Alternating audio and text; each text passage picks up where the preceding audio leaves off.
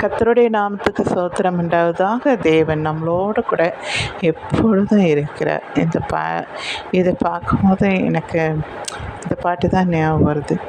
எல்லாம் நீ சுவை, எனக்கெல்லாம் நீ சுவை, எங்கே போனாலும் நீர் கூட வருவீரே, என்ன செய்தாலும் நீர் கூட இருப்பீரே, வாழ்விலும் தாழ்விலும் எந்த நேரமோமை, வாழ்விலும் தாழ்விலும் எல்லா நேரமும் என்னோடு கூட இருந்து வழி நடத்துவீர்.